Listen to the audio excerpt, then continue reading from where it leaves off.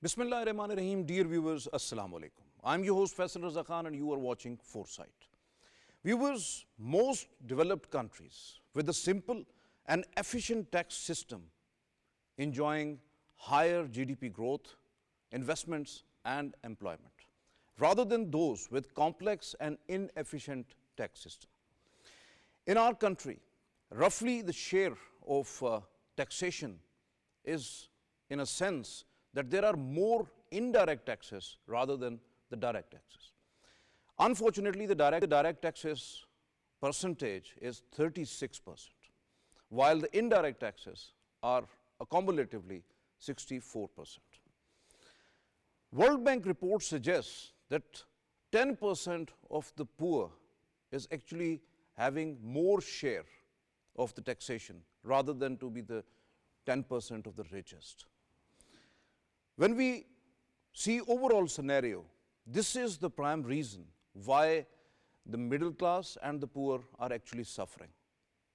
Elite, the 2% of the elite have the 95% of the resources, but they are contributing meagerly into the taxation system, unfortunately. But it was really surprising for me as well, and might be for you as well, that history suggests that it was not the case in our history, in our entire history. In 80s, Pakistan has the tax to GDP ratio that was 14%. And then unfortunately, that was soon after with the nosedive and reached 8.5% in 2023. When last year, another International Monetary Fund program started, at that time in the reform agenda, that was the top notch, that the tax must have to be higher, the tax base must have to be higher, and new taxpayers must have to be included in that, and particularly those who are well off actually. Now, in last year till December, it was 9.8% or meagerly higher than that. And now it's, according to the Federal Board of Revenue's chairman, tax to GDP ratio growth in Pakistan is 10.3%. It's encouraging that at least the percentage is increasing. But the more share again is of indirect taxes.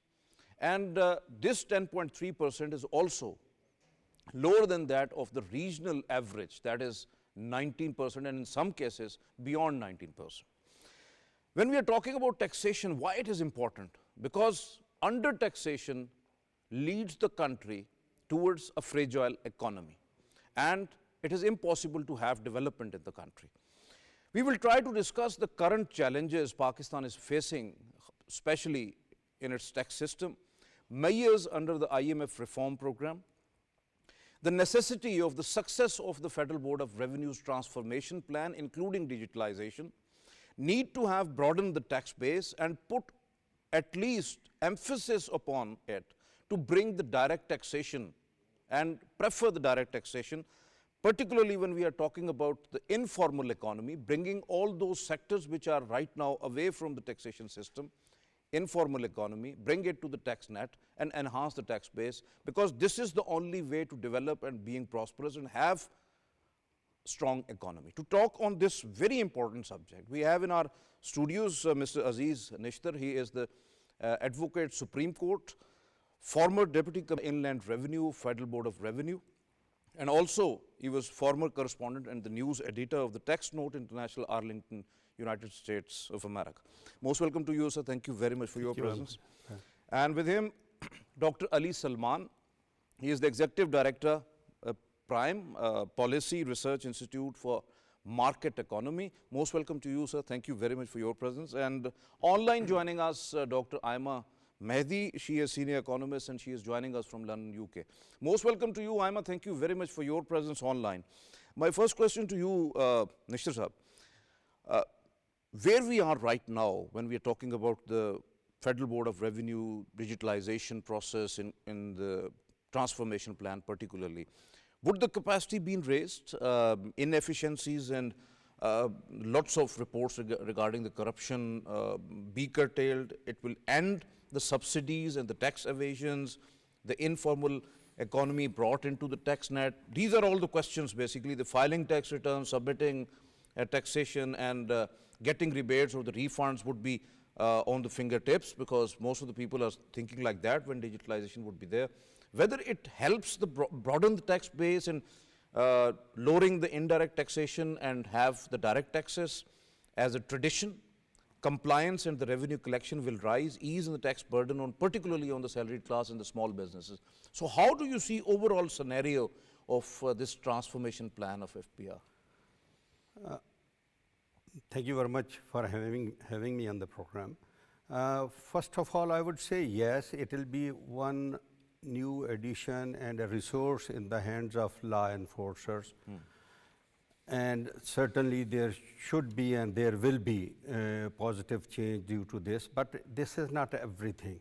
I think digitalization will be one of the tools in the armor of the law enforcers. But the main question remains, even today, and will remain, will be tomorrow also after digitalization also, is the architecture of FBR's structure, its statutory and intellectual capital is such that it can be used, because this is just a tool. This tool has to be used by the law enforcers, and those law enforcers are well equipped intellectually and statutorily.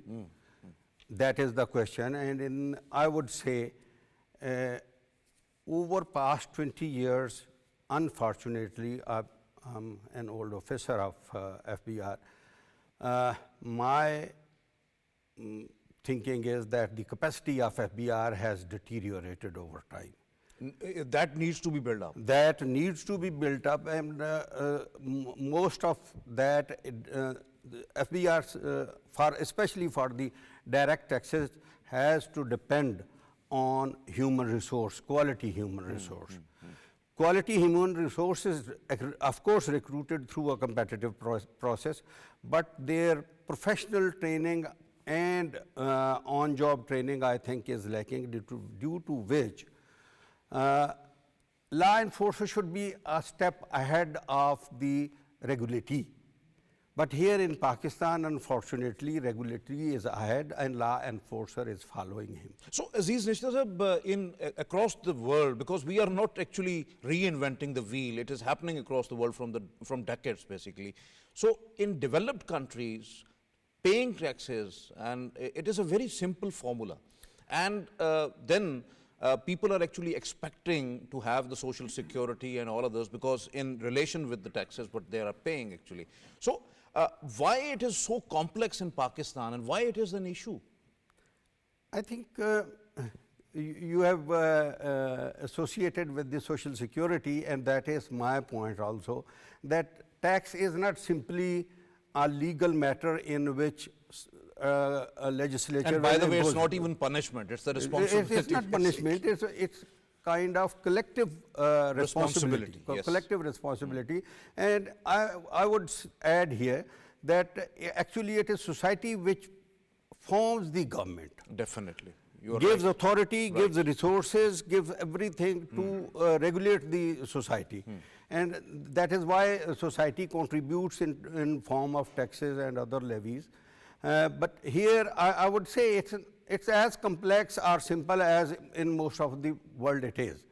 But here problem is that due to certain capacity issues, law enforcer is not, I would say, fully equipped or not capable, does not have a capacity to enforce the law. Otherwise, I would say that Pakistan's today's law is maybe a little bit complex, especially in terms of education level here in Pakistan. But it is means to say is that the architecture and the structure must have to be rebuilt when it comes to FBR. And first of all, hiring the human resource is important. Then their capacity building and training is very important. They must know what their job is and how to execute it. You are absolutely right. Dr. Ali Salman sir, what would be the ultimate benefit of the recent decision, the separation of policy and revenue collection? Federal Cabinet just approved it, and the policy unit will also be set up in Ministry of Finance, while the revenue collection would be the FBR's jurisdiction. It was also be a part of a structural benchmark of the IMF program. So how it will actually help us to streamline the taxation system along with the policy recommendations. So it means that Ministry of Finance now will oversee the policy perspective, and FBR will deal with the taxation collection and all other systems. Sure. Faisal, I think this is a significant and positive step forward. When we talk about tax reforms, this issue of separation from, of policy from administration has been highlighted for many years. In fact, back in 2019, even then government took the first step of separation and created a board, a policy board in Ministry of Finance. Unfortunately, that was not implemented in the true spirit, and the board hardly ever met after the formation. So this time around, to me, I think there is a clear consensus in the top leadership, political leadership and bureaucratic leadership, that we need the separation. You know, what is the significance? Significance is that, unfortunately, Pakistan does not have a tax policy. We only have tax targets. So there is a lot of difference between a target and a policy. Obviously, right? So, obviously. So targets are driven by the requirements of the state in terms of debt servicing, the defense and other needs of the state, and the expenses. So when we talk about the target setting, this is done by the FBR, and then what happens is that FBR is just chasing a target disregarding the overall need of the economy. So if you have a target, and if the policy and the administration are virtually in the same sort of agency, then we lose that bigger perspective of economic growth. Because if there is no economic growth, or the economic growth is slow, then we can't pay taxes without losing it. So what is happening is that, what has been happening, that while we have, like last year, IMF also pushed us in that direction, setting up a very high tax revenue collection target. So that was target setting. Policy means that policy needs to take into account, like, what is the business environment, what is the capacity of the people, what are the what we can offer in return, and then most importantly, we need a responsible state, but we don't need a large state to function. So what kind of state do we need? So the tax collection targets must follow that decision at the bigger level, not just a random number. Definitely, you are absolutely right, because ultimately the tax target is also a science. It's not a simple thing you have to, and also there are lots of benchmarks, and that must have to be realistic, and that needs a very prior study and research on that. Sir, would you like to add something? Yeah, here I would like to add that here what we are doing in Pakistan in FBR is that both law making and the enforcement is with the same agency, with the same hand. The main, although they both are the separate things. Yeah, the main performance is judged by revenue collection. So they do everything, FBR does everything which is fit for revenue collection, irrespective of its effect on the economy or on society. Very right, very right, very important. Just a very small point. Earlier, Faisal, you mentioned about the indirect taxation. Yes. So when you have a target without any policy, this is what happens. You have Definitely. a target. You are right. You want to collect taxes on imports or indirect, come what that is understandable. So we don't look at the economic growth as such. Definitely, your point well taken. Dr. Aima, what about the IMF reforms and the budgetary targets, as FBR has to achieve at least 13 trillion rupees mark during the current financial year 2025, but different reports suggest that during the last 7 months of the current fiscal year, achievement is approximately 6,496 billion against the assigned target of 6,964 billion. So, whether this is now termed as that at least 468 million is the shortfall, or 470 is the shortfall, despite a more collection of at least 872 billion or 29% growth month on month basis as compared to the January 2024, when we have collected only 677 billion more than the target. So how do you see that overall scenario when we are going into shortfall from the last 6 months? So whether we are going to able, because FBR is very much optimistic on that, that they are going to meet that target till March, or might be beyond that. Thank you so much, Faisal, for putting that question forward to me. So, I would like to start at a positive note. So, we are around 26% year on year higher in revenue collection. So, that has been a good thing. We've been able to attain some sort of revenue collection. However, there are a few things that I would like to highlight here. So when Pakistani government went for the extended fund facility, um, so the main thing for the extended fund facility was that our ability as a country to be able to collect taxes, because the root cause of all the issues that the country is facing right now economically is failure to collect enough or significant taxes. And taxes formulate a basic part in the running of a country, just like a house. If you're running a household, you need to have income. So taxes formulate the basis of the income through which you run the country. And fiscal stability is a very important aspect for any country. And most countries who do become advanced countries and who do prosper and grow in future, or have grown in the past, is because they have a very strong fiscal net, and on the basis of fiscal net they can give a lot of subsidies, a lot of facilities to the population, and they can enhance the economic growth, etc. So that is a point that Pakistan unfortunately has fallen short from the early 90s.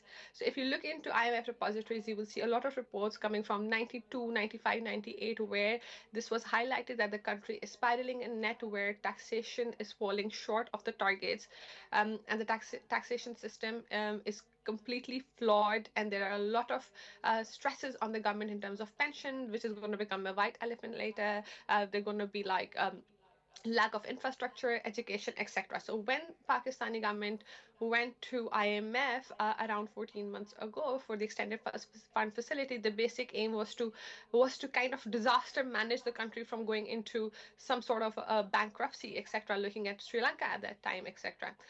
So IMF did give that extended fund facility. Of course, they're lenders; they have their own political plus commercial vested interest, and we were able to get that sort of a funding, which was $7 billion at that time. However, if you go into Obviously, Dr. Aima, you are absolutely right, because when we are talking about, no doubt that it was a disaster management of the firefighting. So IMF review mission is due this month, or in March, early March in 2025, this year.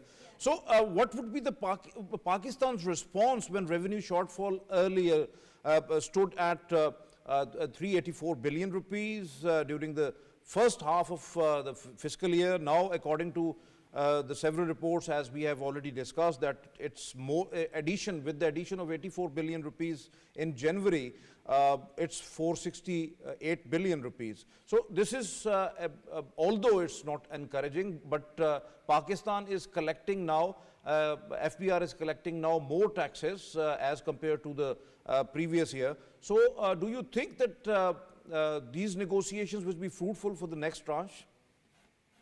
So the issue here, which I was going to come to, was the issue here when we had the extended fund facility. IMF kept a few conditions in which we were not meant to fall even 1% short of the revenue collection. However, right now in percentage terms, we're almost 5% short of the revenue collection. Just like Dr. Ali Salman just mentioned, the issue with Pakistan is that we do not have a policy through which we work, and we provide an environment through which we can then collect taxes. Right now, we are in a rushed, chaotic state where we just want to collect a lot of money and give it to IMF so we can get the next tranche. The issue here is because we did not have a policy, we did not have a futuristic economic plan.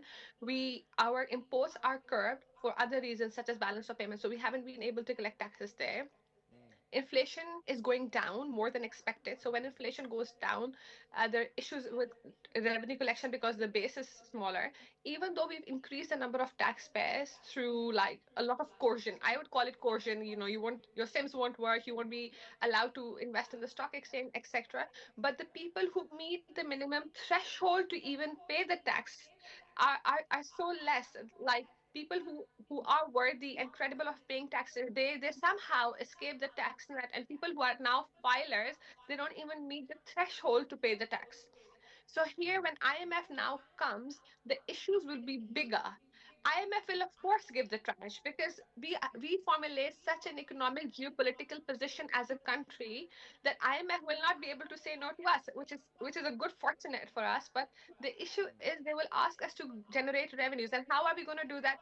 Either through privatization or either Definitely, through you are right. public. You are right. The state-owned enterprises and all of the aspects, because that is there are lots of options available, but they are very hard options to take on. Really, because very bold decisions are required to take to stabilize the economy. No doubt about that. Your point well taken, Dr. Ali Salman. Do you think the FBR will be able to achieve indicative target of for March 2025, which has been envisaged around 9,168 billion? Means the FBR requires a whooping collection of at least 2,772 billion in 2 months of February, this month, and then the next month, March, to materialize the agreed target with the Washington-based lender. So, while the chairman FBR claims that tax to GDP ratio actually touched 10.8% of the GDP in the second quarter, October, December of the financial year. So, against the agreed target of 10.6%.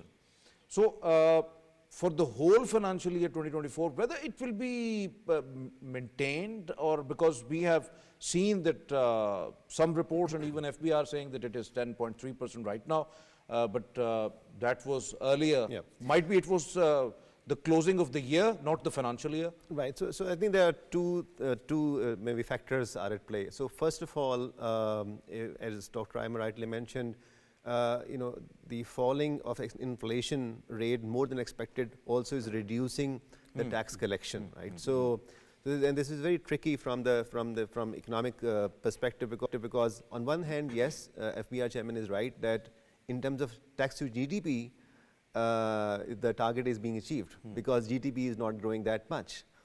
In terms of absolute number, let's say the 13 trillion number, we are significantly falling behind the target. So my sort of answer would be that in terms of tax to GDP, I think we are on that right track.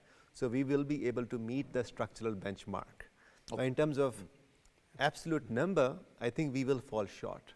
And the explanation, of course, can be provided in terms of economic conditions and the business environment, the response from the businesses. Look, I think one thing which even FBR chairman, the prime minister, the finance minister, everyone had said on record that we are high tax rate country. They have admitted that. Right? So this is something which we as economists and think tanks have been saying for decades, that look, yes, we are not a high tax to GDP country, but we are also very high tax rate country. This might be the first time in the history that even the senior leadership is actually feeling it. And they are saying and it there is a direct bluntly. connection, right? And so FBR chairman has gone on record by saying that, look, in certain measures and certain transactions, we impose a very high degree of tax rates, and the collection in that had fell down significantly. Because that is diverted. I fear that might be at play, which is in economics we call Laffer effect or Laffer curve. That a very high rate of taxation would actually bring down the yield, Yes. which was originally referred to as Ibn Khaldun curve actually. But so that is happening. So I think in terms of target, it depends what target you are talking, and yes, it may or may not be achieved depending on what target we choose. Nishtar sir, Pakistan has agriculture, real estate, industry or manufacturing and retail sectors, or even the small businesses to improve, like what we in economy say the big push, that is needed, that phenomena. Why not to make them lucrative attractive, facilitated, and promoted. We have seen the big economies doing it. So these sectors can opt actually and invest it, new entities and lists, expand the exports and indigenization as well. That is might be the wish list, but that is a brilliant economy can do, and if we have the will to do it. Why not to collect taxes on incomes and assets rather than the transactions, so that the structure is able to get strengthened, collect taxes, and the net base get broadened? You have hit the nail in the head. Actually, our problem is that for ease of collection, and that also stems from this policy and administration being together, that we find the FBR finds easy ways of collecting tax, and that is transaction. Definitely. Whenever there is a transaction, you tax the transaction without knowing that whether tomorrow there will be some profit out of it or there will be loss or something. And that is why we have rather promoted irregulated economy, undocumented economy. We are here, when we are discussing all these numbers, we are mostly referring to the documented economy. And in Pakistan, significant portion of the economy is undocumented. And due to these tax measures, certain more areas have gone into that irregulated, undocumented economy. And that is why what is happening through banks or documented channels, that is being overtaxed, and that is why we are one of the highest tax rate economy. And in taxation, we say, I will refer to Dr. Ali Salman's point of view here, that for making a tax system failure, the biggest recipe is high tax rate and low enforcement, weak enforcement. If there is low tax rate, there is a lot less motivation for Although stealing that tax. must have to be vice versa. It should have been vice versa. That is why our base, when we say tax base, our tax base is very narrow. It is. Actually, it should be the whole economy, whether it's agriculture or not, and due to our constitutional arrangement, even if agriculture is out of it, and that is entrusted to the provinces for collecting tax, but at least in other areas, a lot of money can be recovered with good, intelligently made, fact-based policy, in which FBR has a role, but not the driving seat control. Your point very important. So here the question arises that why not the elite and wealthy segments of the society are not fully included into the tax net, because they are the main proponent. If we just include them, we have might be the higher tax growth. According to the several reports, Pakistan has only 100,000 moderate to high income filers, 50,000 high income, then 4,000 wealthy, and only 3,651 elite are the tax filers. While country has 2.6 million or 43.3% zero income filers, although that category now is not there. 2 million or 33% are the lower income filers, 1.5 million are the moderate income filers. Why the burden is only on the upper and the middle class, especially the salaried individuals and all those? Again, the question arises that the easy money, you can just get it from, because you can impose those taxes on the salaried class. That is very easy. Because salaried class income is very well documented. And that comes through some bank or some other mechanism, and there can be some tax. But most of the earning of the rich and the people, deduction at source, that is the very easy formula. Exactly. So. And here I think and again, issue of enforcement. We have not seen any wealthy person gone to jail because of evasion of tax or certain substantial litigation. This is again unfortunate. This is very unfortunate. It means the structure of the system is not working. Exactly. And that is why there should be some mechanism where such people who are stealing nation's revenue, Definitely. they should be made example. It's and they the should nation's be put into wealth, jail. no doubt about that. You would remember US President Clinton pardoned a person who moved out of USA because of tax evasion and got Swiss citizenship. But when he sought pardon, the president asked that first you pay that tax which you evaded, then I can grant pardon. Definitely. This is the level of the law enforcement, that we can compromise on anything, but not on the national taxes, national And this revenue. must have to be done in Pakistan, as well. Pakistan. Definitely. You are And absolutely in right. more than one cases. Definitely. Dr. Ali Salman, what about aligning all provincial laws and tax rates with the federal government when it comes to the those legislations already passed by the provinces regarding the agriculture income tax, AIT, which will be definitely implemented from 1st of July 2025. Would AIT, agriculture income tax, would be implemented with the rate of 45%, which was actually recommended by the IMF? Another thing is that the corporate income tax on the corporate forms, that was also recommended.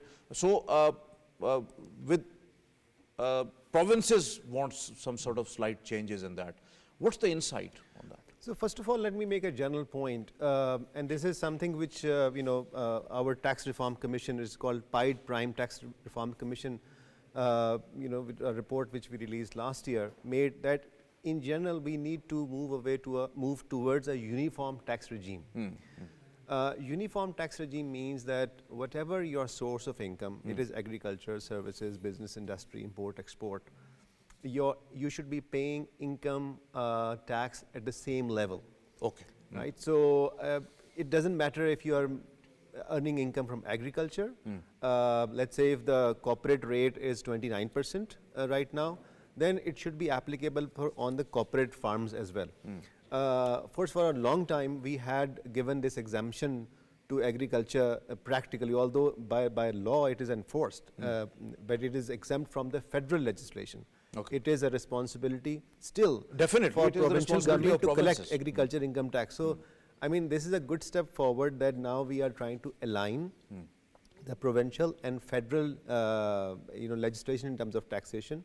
Also, you mentioned corporate farms. You see, while we are very, I think, satisfied that we are moving towards a uniform tax regime gradually, but let me just put a cautionary note here that agriculture as a source of income, there are various estimates and depends on the definition of like what kind of tax rates we are going to use. So for instance, at the last estimation when it was done, and this is done by an agriculture expert, Dr. Faisal with PIDE, he estimated that according to the previous tax regime, the total yield potential from the agriculture is just about 100 billion rupees. On the other hand, if you take the Ushur, which is the Islamic mode of taxation on agriculture, the potential is 1500 billion rupees because there is no exemption in Ushur, right? So while in the normal taxation there, out of let's say 100 farmers, 89 farmers would be exempted, 89%, because of the farm size. 89% of farmers in Pakistan has less than 12.5 acres of holding, so they will all be exempted. On the other hand, in terms of the cultivated area, maybe about 45% of our land would be subject to income tax. So it's a complicated process, and so while we welcome this move, I think, but a lot needs to be seen. Needs to be in done, terms of really. implemented. No doubt. Dr. Aima, be brief because we have run short of time. So regarding AIT, the German Foundation, Frederick Ebert Stiftung, in November 2024 report that Pakistan can generate up to 65 billion rupees out of agriculture income tax. The World Bank says that the potential is equivalent to 1% of the GDP, that is, might be 1.22 trillion rupees. So while it's a huge gap in between, so when it comes to the provincial tax rates are yet to be confirmed, that those are not confirmed right now. It's encouraging that at least provinces took lead in formulation and they are going to implement this agriculture income tax. But why why the estimates are there are lots of gaps in between, looks not realistic. Yeah, I think the gaps are particularly well. IMF will always give us a more of a prosperous picture, just like the growth rate, etc. But if I talk about food security and if I talk about land quality, Pakistan has seen a deficit in the soil quality, in the amount of crops we've been growing. There are lots of water sanitation Deteriorating, problems, etc. definitely. Everything is going down. However, there's a lot of research on agricultural tax in Pakistan in the last 2.5 decades, I would say, and there's a huge potential to kind of implement a progressive tax regime on agriculture. However, I personally do think that there's a lot of political influence because all the big feudal agricultural laws owners, they have very strong political links, and when it comes to taxing this particular sector, there's a lot of pressure on the government and it's all political. And I think this needs to be dealt with in a way that the the farmers, the big landlords, they see a benefit of this taxation and they see that how it can benefit their land, their exports, the market setting of prices, etc. in the country, and how that income then does come back to them in various forms like increase or enhancement of farming techniques, subsidies, or if they're importing sort of raw materials, they get some sort of subsidy there. So it has to be a win-win situation. Implementing a progressive taxation on agriculture is not going to be straightforward, and the evidence is very Very clear right, because very right. Because not only the implementation of agriculture income tax is necessary, but paying back to them is also very important because at least to facilitate the farmers and all others to in technology, in fertility of the soil quality, and all other aspects, that is important to not only to grow our taxation, but also the agriculture income and the agriculture productivity as well. You are absolutely right on that. Dr. Ali Salman sahab, very brief, what about proposals to revive the real estate sector and the investments through lowering the sales tax from 4% to 2%? These are all the proposals right now. And advance the IT, the income tax from 4% to 0.5%, removal of the capital value tax in Islamabad particularly, abolishing of the federal excise duty, the reducing transaction taxes on the buying and selling of the properties, then tax exemptions from properties valued up to 10 million rupees, having online verification for the non-residents investors through NADRA, and have uniform tax rate. You were earlier talking about that, particularly in the real estate sector. So that proposal definitely goes to IMF and needs IMF nod as well. So what about these proposals, and do you think that real estate revival will do some trick regarding taxation and all that? You're talking about easing the taxation and all that. So first of all, I think I welcome any measure which facilitates the taxpayer, whether through technology, whether through simplification of the process, the paperwork, everything that has to be streamlined, and the that is always an has to encouraging decision, really. So that's a good decision. Now, in terms of the tax rates, once again, if we believe that bringing that tax on transactions in real estate is the right thing, we should do it cross board. If we believe that a reduction of 4% sales tax to 2% is the right thing in the real estate sector, we should actually implement it across board. We are paying a very high rate of 17-18% taxation, GST rate. This is one of the highest in the world, or in the region at least. We need to bring it down to 10% gradually. And I'm not in favor of sector picking, to be honest.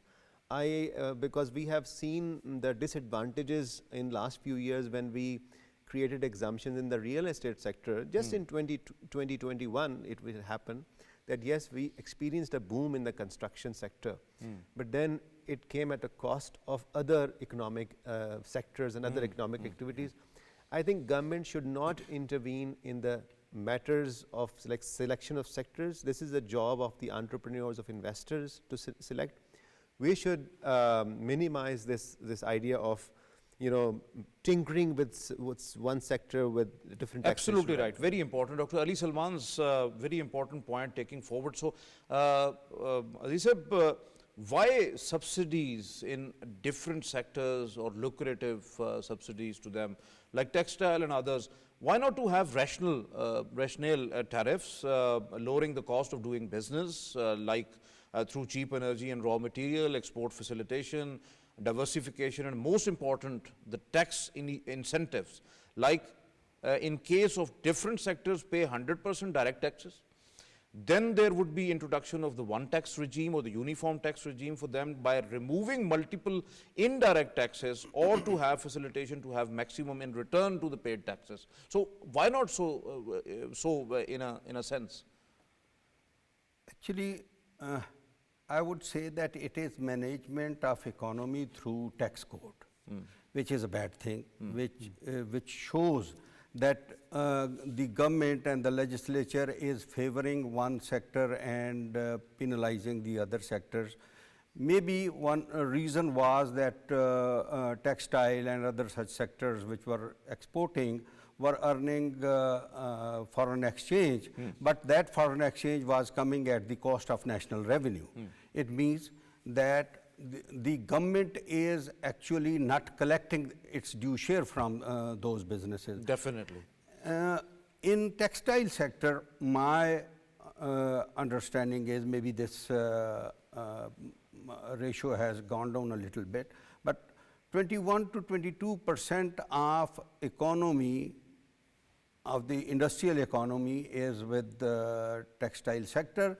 But in the last 50 years, textile sector's contribution into tax is less than 10%, rather towards 5 or 6%, which shows that the government and legislature is doing something and is diverting investment into a sector which is not maybe not doing much for the economy, but doing good for the entrepreneurs. Dr. Ali Salman sir, the teachers and the researchers, 25% income tax rebate issue, that is now there. As once there was nothing on it, suddenly it has been discontinued, and FBR ordered recovery of the full tax liability suddenly, along with the arrears from July 2022. Now, it's also in the case of non-compliance recovery proceedings with the withholding agent, what the notification says. Actually, that was also said that under the section 161 of the income tax ordinance, while the finance minister now recently assured that IT rebate restoration after the IMF consultations, also the approval of the tax law amendment bill that is there in the parliament after the approval of that from the National Assembly. So how do you see that demand? Because teachers, researchers, R&D, that is very important when it comes to research and development. No, I mean, we are sitting next to Barrister Aziz Nishtar, and he will talk more about the law side. But I think in general, this is a bad idea to apply a law retrospectively. You know, you're going back to 3 years, and this is absolutely unfair to bring this and to make these changes in the past. So first of all, that's a bad thing. And if the government is ready to reverse it for anything, for any reason, I would welcome it. But again, I would say that we don't need to, even I am a researcher, so I would be happy to have such kind of rebate. But I would say that let it be at par, let it be an equal playing field for everyone. Right? So teachers, researchers, doctors, everyone should pay a same rate of taxation, and same treatment should be as others are extended. So there's no need to it. I think that's where the policy should be driven. So what do you say about the income tax law and the rational policies on that?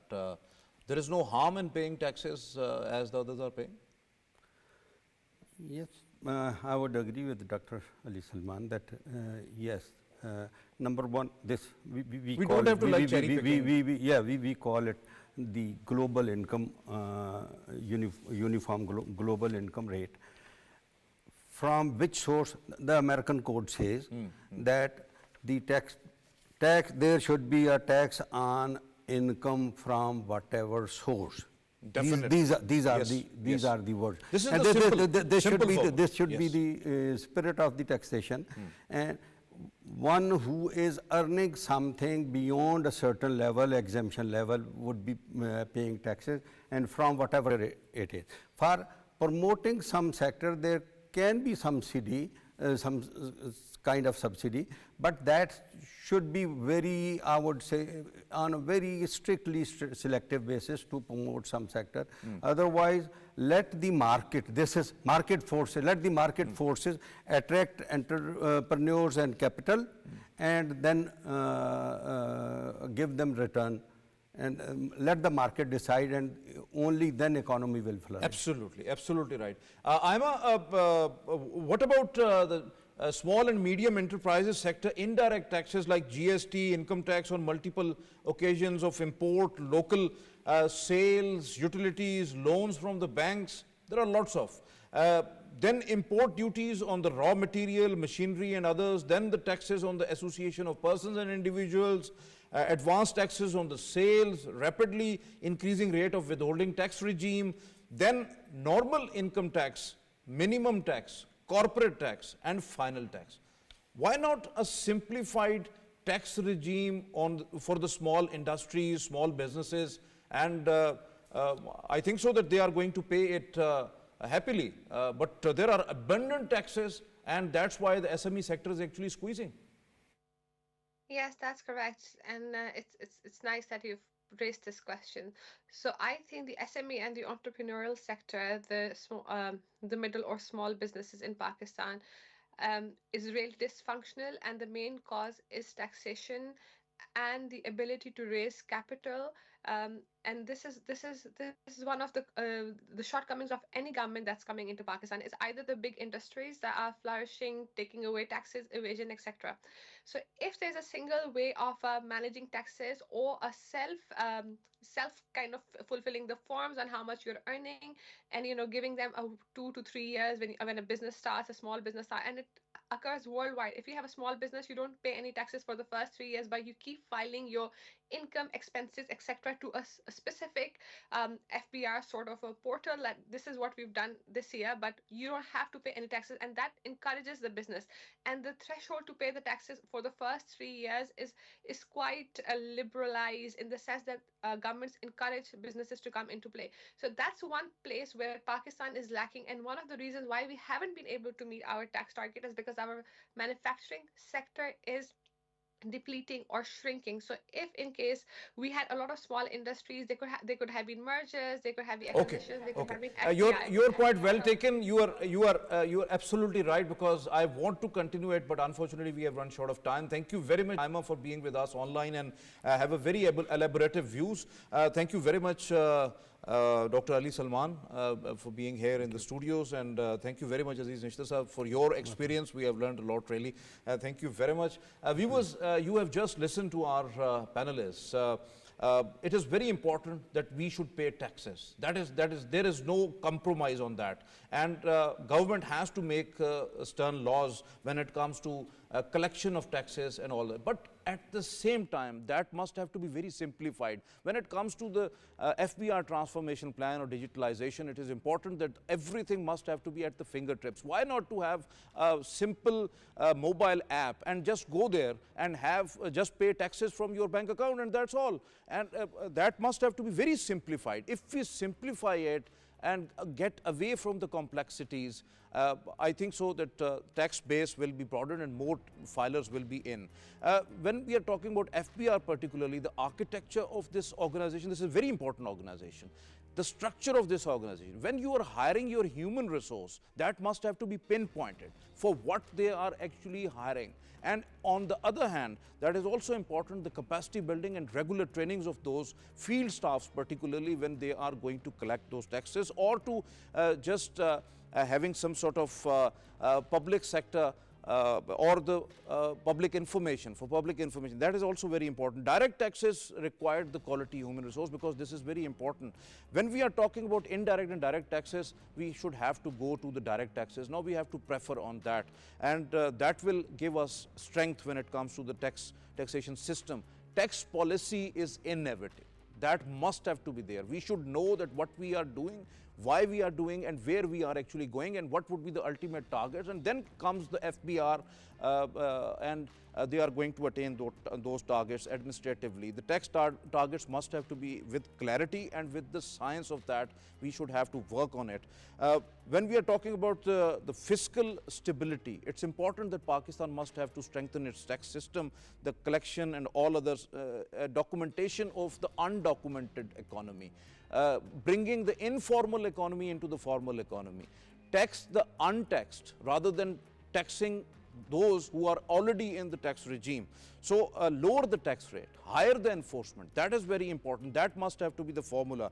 When it comes to the agriculture income tax, or the textile sector, the real estate sector, or the small and medium enterprises, we don't have to pick and choose. We have a rational policy, so that Pakistan must have to strengthen the tax system, strengthen. Then ultimately the economy will strengthen and prosperity will come, and we have to facilitate the investors and all other people. They might pay taxes, they will pay taxes happily, but that must have to be very simplified regime. This is all from today's Foresight. It's time to sign off. Allah Hafiz.